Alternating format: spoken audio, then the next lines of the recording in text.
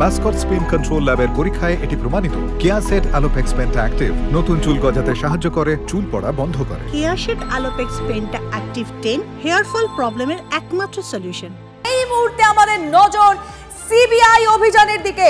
রবিবারের সকাল সকাল ক জায়গায় হানা দিল সিবিআই এর টিম। ইতিমধ্যে আমরা লাইভ সকাল থেকে 3 জায়গার ছবি আপনাদেরকে দেখাচ্ছিলাম, কিন্তু এই মুহূর্তে দাঁড়িয়ে একটি খবর TV9 বাংলা খবর ব্রেক করছে। এই মুহূর্তে সূত্র মারফত আমাদের কাছে খবর আসছে 3 জায়গা নয়, সিবিআই এর টিম এই মুহূর্তে 10 জায়গায় হানা দিয়েছে। একসাথে 10 জায়গায় সিবিআই এর টিম হানা দিয়েছে। তার মধ্যে 3 জায়গার ছবি আমরা আপনাদের এখন দেখাচ্ছি। কার কোন জায়গায় পৌঁছে গেল সিবিআই এর টিম। ইতিমধ্যেই আমরা সকাল থেকে দেখাচ্ছিলাম সকাল 6টা 45-এ সাত সকালে সন্দীপ ঘোষের বাড়ির সামনে সিবিআই এর টিম পৌঁছয় বেলেঘাটায়। তার নতুন যে 3 তলা বাড়ি, সেই বাড়ির সামনে সিবিআই যায়। সেখানে তাদেরকে ঘন্টার পর ঘন্টা অপেক্ষা করতে হয়, তারপরে সন্দীপ ঘোষের দেখা পাওয়া যায়। দ্বিতীয় যে ছবি দেখছেন, চিকিৎসক কেষ্টপুরের ছবি দেখাচ্ছি আপনাদের। সেখানে ফরেনসিক চিকিৎসক, মেডিসিনের চিকিৎসক দেবাশিস সোম এবং তারপরে প্রাক্তন সুপার, আরজি করে প্রাক্তন সুপারের বাড়ি, এন্টালির তার বাসভবন, সেখানে সঞ্জয় বশিষ্ঠের বাড়িতেও পৌঁছলো সিবিআই এর টিম। একসঙ্গে 3টে ছবি আমরা আপনাদেরকে দেখাচ্ছি এবং অবশ্যই কথা তো হবেই আমাদের রিপোর্টারদের সঙ্গে, তারা রয়েছেন স্পট থেকে। আমাদের সঙ্গে এই মুহূর্তে সোমা দাস রয়েছেন সরাসরি সন্দীপ ঘোষের বাড়ির সামনে থেকে। সোমা, তুমি একদম ভোরবেলা পৌঁছে গিয়েছিলে, তুমি সেখান থেকে একদম নন স্টপ কভারেজ করছো যখন থেকে সিবিআই টিম পৌঁছয়। সেখানে তখন থেকে পরপর ঘটনাক্রম যদি দেখা যায়, তাকে কানেক্ট করার চেষ্টা করা হয়, তাকে যোগাযোগ করার চেষ্টা করা হয়, কিন্তু সাড়া পাওয়া যায়নি। কখন মনে হলো যে হ্যাঁ সিবিআই এর টিম বাড়ির সামনে এসেছে, এবার আমার দরজা খুলতে হবে? এবং অবশ্যই এখনকার বর্তমান ছবিটাও জানতে চাইবো সোমা।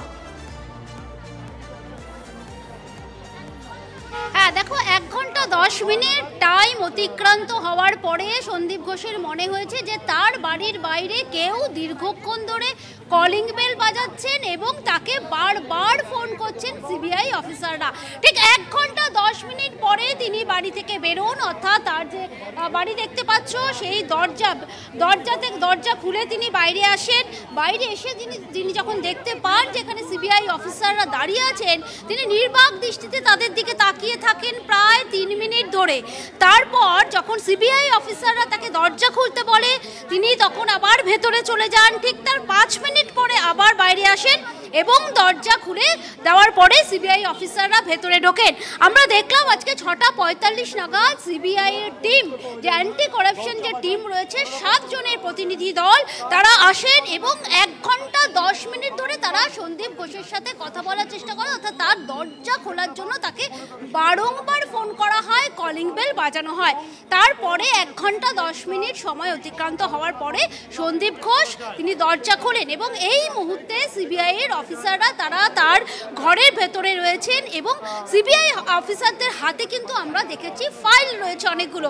অর্থাৎ আক্তার আলী করা যে অভিযোগ এবং দুর্নীতি দমন শাখা তারা কিন্তু যে তদন্ত শুরু করেছে, সেই তদন্তের শুরুটা তার বাড়ি থেকেই হচ্ছে এবং সন্দীপ ঘোষ তার বাড়িতে রয়েছেন।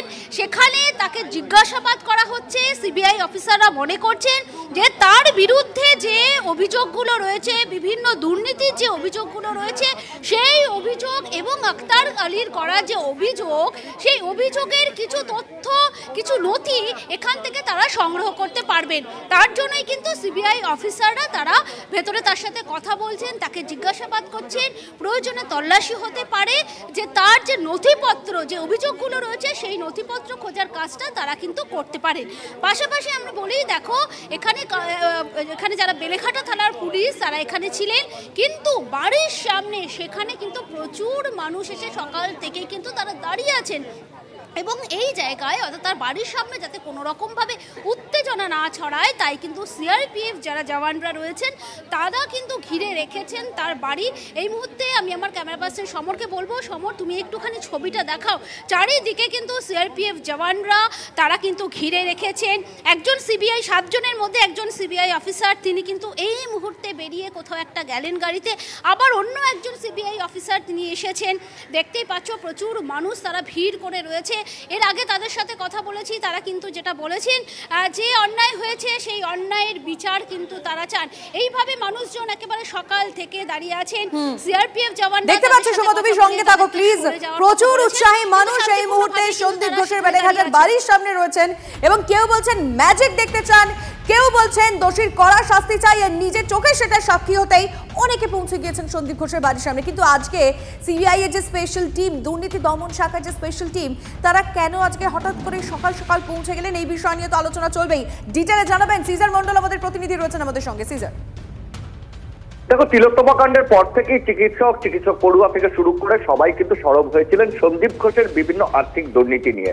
আমরা জানি এর আগে 2023 সালে আরজিকর মেডিকেল কলেজ হসপিটালেরই প্রাক্তন ডেপুটি সুপার তিনি অভিযোগ জানিয়েছিলেন রাজ্য সরকারের একাধিক দপ্তরে এই সন্দীপ ঘোষের আর্থিক দুর্নীতি নিয়ে। মূলত আরজিকরকে কেন্দ্র করে তার বিভিন্ন যে বেআইনি ব্যবসা দুর্নীতি তিনি মদত দিচ্ছিলেন সেই বিষয়ে সরব হয়েছিলেন আক্তার আলী। কিন্তু সেই সময় রাজ্য সরকার কোনো ব্যবস্থা নেয়নি। কিন্তু তিলোত্তমা কাণ্ডের পরে হঠাৎ করেই 4 শীর্ষ আইপিএস অফিসারের নেতৃত্বে একটি বিশেষ তদন্তকারী দল বা এসআইটি গঠন করা হয়। কিন্তু সেই এসআইটি গঠন নিয়েও প্রশ্ন তোলেন আক্তার আলী এবং তিনি মনে করেন রাজ্য নিয়ন্ত্রিত এই এসআইটি আদৌ কোনো স্বচ্ছ তদন্ত করতে পারবে না এবং সেই নিয়ে তিনি কলকাতা হাইকোর্টের দ্বারস্থ হন এবং বিচারপতি রাজর্ষি ভরদ্বাজের কাছে তিনি আবেদন জানান কেন্দ্রীয় গোয়েন্দা সংস্থার তদন্ত, এবং বিচারপতি রাজর্ষি ভরদ্বাজ সেই আবেদন মঞ্জুর করে গত শুক্রবার সিবিআই তদন্তের নির্দেশ দেন। আরজিকরকে কেন্দ্র করে যে আর্থিক দুর্নীতি রয়েছে এবং সন্দীপ ঘোষের বিরুদ্ধে যে আর্থিক দুর্নীতির অভিযোগ রয়েছে সেই ঘটনা তদন্ত করবার জন্য গতকালই